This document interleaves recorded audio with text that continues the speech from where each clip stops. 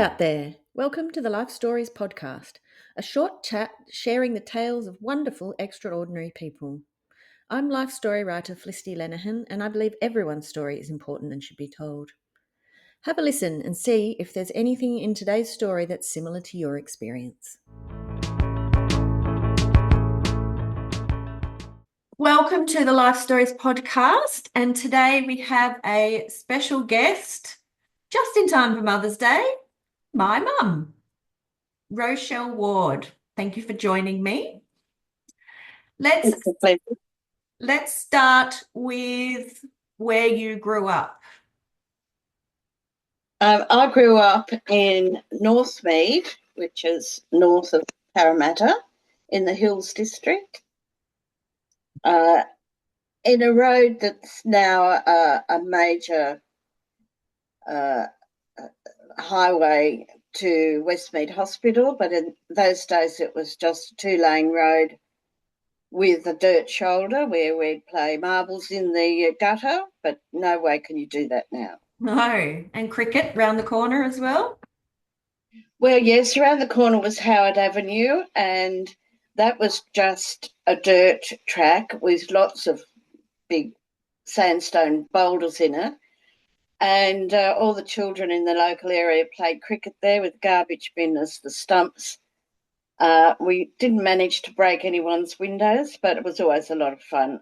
But you'd have to move everything if someone would drive down. There wasn't a lot of traffic in those days, but if a car came along, you'd have to move all the cricket pitch off the road so they could get through. A lot of fun. Yeah, not like nowadays, eh? Well, yes, I guess in some country towns and some areas it'd be like that still. Yeah, yep. And which schools did you go to? I went to the local schools, Northmead Public School Junior and Northmead High School. Northmead High School had only been open a couple of years. In fact, my sister was one of the first students at the school, so it's a brand new school. And how many kids did it have? Oh gosh, I can't remember now, but by the time I went there, it was only up to its third year, so I remember. But we had strict uniform conditions, and you weren't allowed to be outside the school without your Panama hat on in summer, and in winter you must have had to wear your beret and your gloves as girls. Not like the boys again. And how did you get to school? Walk. How long was that? It seemed a long way at the time, and it still would be. Probably about 20-minute walk. In the hot summer sun in Parramatta? Yes, in very hot summers. Both schools were a long way away. Yeah. Sometimes you catch the bus to the junior school. But to the high school, no, you had to walk every day. And what did you enjoy about first primary school and then secondary school? Primary school was always a lot of fun. I joined in everything. I wasn't particularly a sporting type, but down the back of our primary school, we had a creek and a lot of bushland. So quite often they would have projects where you would go down into the bush and do nature study, basically. One year we labelled all the trees in the playground, of which there were a lot of big old eucalypt trees, and I quite enjoyed that. We had to paint and draw, label them on a wooden plank, and they were all still there, I think, the labels on the trees. On the wooden plank was like a tag next to the tree, was it? It was actually, they were actually nailed onto the trees. Yeah. Oh, right. Okay. Yeah. High school, well, it was okay. Probably enjoyed the music more than anything else. I did secretarial work there. It's where I learnt to type, At did some school? short at high school. Yep. So that rather than languages, and which was in my uh, further career was probably the best thing to do. Yep. Yep. I was terrified of the cooking lessons because the teacher was rather strict, and everything, all your aprons and all your clothes had to be starched and ironed, and if they weren't, your fingernails were uh, checked for make sure they were clean. So it was fairly strict. Yeah, Yeah. Yeah. So you did enjoy that, or you didn't enjoy that because of the strictness? I didn't quite enjoy the cooking part. Yeah. Sewing I loved. I loved the sewing. Yeah. You, first thing everybody made was a pair of bloomers, Did you wear them? underpants, knickers, or whatever you'd like to call them. But Yeah. they were the size of a sail. You could put them up on a sail on a sailing boat and get a good breeze in them and take you along. And did the boys do sewing? No, they did metal work and woodwork, but the girls did cooking and sewing. Mm. Not And like today. I think it's no, great that they all do everything. yeah, yeah. And so the typing was in place of a language, or was there something else, other options that people took up? Yeah. No, you did business studies, Yep. and business studies was in, as I can remember anyway, business studies was in lieu of doing a language. And the languages were usually French and Latin. Not not a great choice. So useful, the Latin nowadays. Yeah. And how far through school did you go? When did you finish? So I finished at 15, which was the intermediate certificate. Yep. And common And in then those days? very common, yes. To go on to leaving certificate, you were classed as one of the bright students. To go to university, you were even brighter again. I And, finished school at 15 and went to work. and where Yes. did you go to work? Well, my first job, unlike the children today, I didn't have a job doing Macca's or, newspaper rounds like they do now, and the kids work in Woolworths because you finished school and you just went straight to a permanent job. So my first job was at a retail store in the office. And I got that job because my parents knew the manager who was running the office. And he said, yes, send her along.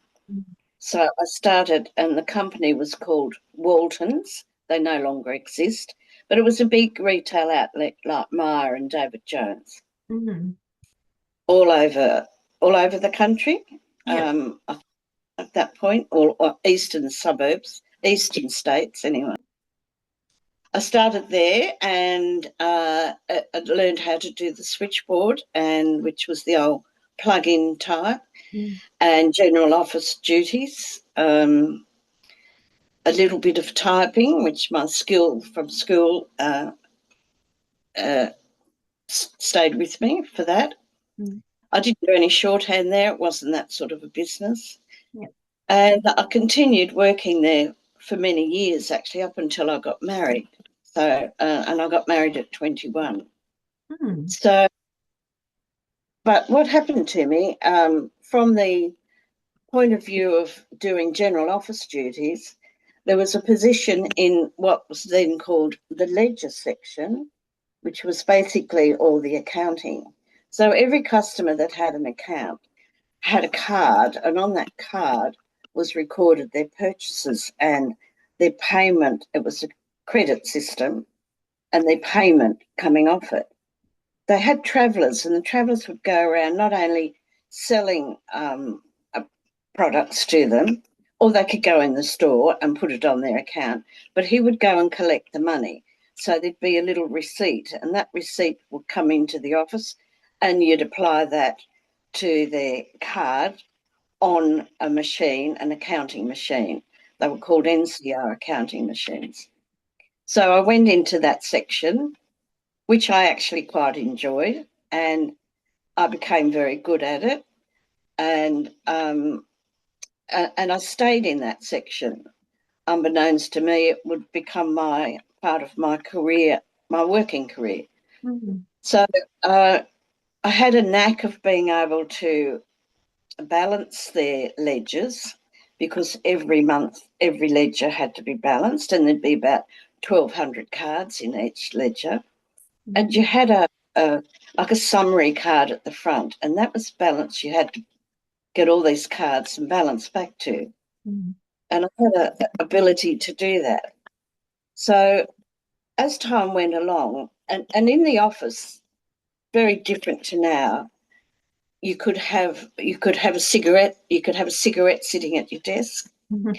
Uh, People that smoke had ashtrays sitting on their desks. Mm. You didn't call your senior staff by their first name. They were all Mr. or Mrs. Mm. Never, ever call them by their first name. Mm. Uh, just a couple of little differences. Mm. If you had lunch, you went out to lunch. There was a lunch room. Mm. You didn't sit and have coffee and tea at your desk. You Mm. had to go to the lunchroom for morning coffee, morning tea, afternoon tea, and lunch. So there was no eating ever at your desk, Mm. only smoke. No mobile phones, of course. Yes. And what was the balance of men and women in the office in those? We're Oh, talking, yeah, mostly women, all women in the office, apart from the boss. He yeah. was uh, the manager, Hmm. and he was the only man. No, they were all women. Yeah, Yeah. yeah. And was there a dress code for work? Uh, yes, yes and no. Most people knew that they would not never wear trousers into work. Mm. So you're always in a skirt or a dress, Mm. and you certainly wouldn't be wearing thongs or joggers, sneakers. Yep. You had a leather shoe on, or a sandal, Hmm. and in winter you had stockings, nylon stockings on. Mm. Um, but yes, and not just a respectable, Mm. classic dressing, I'd call it. Yeah, Yeah, yeah, office dressing. Yeah. yeah, Not necessarily suits, but um, just neat ah, attire. yeah, yeah, yeah. Yeah. And so did you stay in the ledgers section? I did stay in the ledger section. I did enjoy it, and I stayed there because I kept balancing their ledgers for them, so they kept me there. Yeah. But in 1966, I was called into the boss's office to say, I've been asked if you could join a team to convert all the ledgers from pound, shillings, and pence to dollars and cents. And at this stage, I was probably about 16 and a half. Mm. And he said, the boss said to me, what you would be doing is there's going to be two teams. One will go north of Sydney, one will go south of Sydney to all the different Waltons stores. They will transfer all the ledgers over to the new currency and balance, and you'll have to balance them. There will be one man who'll be in charge, and there'll be another girl with you. Would you be interested? Mm. And I said to him, oh, I'll have to go home and ask mum and dad if that's okay. I can't imagine a 16 and a half doing that now. So mum and dad said, well, yes, because they were still friends with the manager, and Yeah. so they knew him. Yep. So that took me on another area of work where the guy that was in charge of it, and we all had to do training, go into head office and do training. And the other girl, her name was Frances Dooley. I can remember that now. And Frances and I were basically we were the doing all the manual work, and Mm. the boss was there. The guy, Mike, his name was overseeing everything and making sure everything was okay. But in doing that, I travelled all over New South Wales. Mm. Um, I travelled from because they had shops everywhere. Mm. As far as Tamworth, I went. Yep. That took about 6 months to do. So I'd have a taxi out to the airport, and we'd meet up. The head office would book our flights. We'd all meet up out there, and off we'd go. We'd fly to wherever. We did a lot of work Wow. in Canada, a lot of work in Maitland. Sometimes we'd drive so places like Maitland we'd drive up to, Mm. and then stores around the city. So Mm. that went on for about 6 or 8 months, I think, as I recall. Mm. So after that, they called me into the head office, which was in Park Street in the city. And I was in there for a while. And then they started getting a few problems with people not being able to balance their ledgers. So they sent me out as a troubleshooter to all these various, it was all over New South Wales then, it wasn't just north of Sydney. Mm. So I started doing that, and then that became a permanent situation for me where I totally was the troubleshooter. And it continued on because Waltons incorporated a couple of other shops. Marcus Clark was a big one. So Mhm. all their accounts had to be incorporated into Walton's accounts. So that gave me even more troubleshooting work to do. Mm. So Mm. I continued on doing that until I left, basically. Oh, right. Yeah. Very important historical work converting to the new currency as Well, it well. was, Yeah. yeah, it was because we went from, you know, having to add up 3 columns to two. It was much simpler, of course. Yeah. But Yeah. yeah, yes, the rest of my career continued in the financial section of everywhere I went to work. Hmm. Um, I enjoyed it. I learnt more. I did a few courses, and I learnt more of the history of accounting, and ended up just being in finance areas for Hmm. the rest of my career until the last 5 years of my working life, Yep. which for which I was then promoted, I suppose you'd say, as an Yep. executive assistant. Yep. And being an executive assistant was very foreign to me because it was taking minutes and looking after the boss. Yeah. It took me a long while to get used to it, but I had a very good boss, and in the end, I enjoyed it. Yeah. Yeah. Yeah. And so what about when computers came in? How did that change all your work with, or was there something that changed it before computers came in, all the systems that you used? Well, the accounting machine was like a manual computer. It's a bit like a manual typewriter Right. compared to an electric one and then the computer keyboard. Okay. So I was used to doing a machine as such. Yeah. When we came back from overseas, the big computers were coming in, and they Mm. were all, as I say, massive big things. Mm. So I got a job working at St. Ives in a company that had one of these machines. And I started working in those days when you got married. You were but companies were reluctant to employ you because they thought you might get pregnant. Mm. So, married women, if you weren't in a job before you were married, it was difficult to get a job after. Mm. So these people said to me, "Are you going to fall pregnant?" That was the question they'd always ask you. No, no, I'm not. No. We'd Yeah. just come back from overseas. We had no money. We'd bought a house on the smell of an oily rag, and then so I had to work.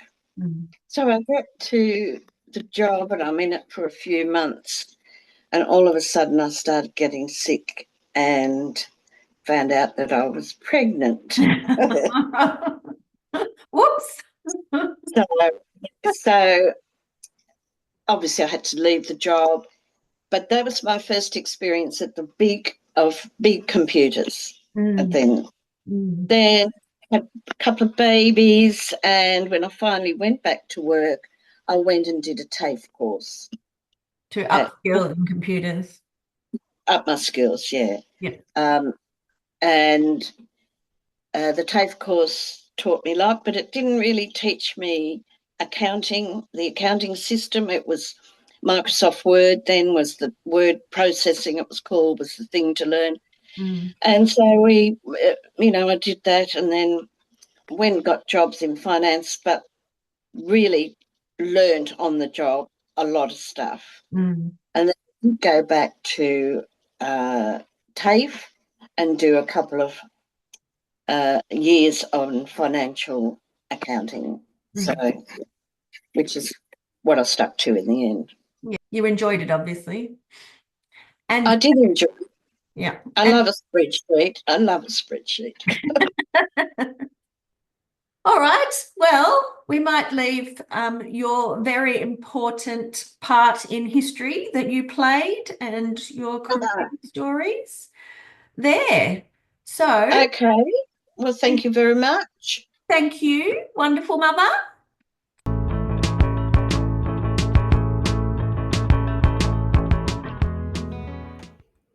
We hope you enjoyed our chat today. Was there something in it that resonated with your own life?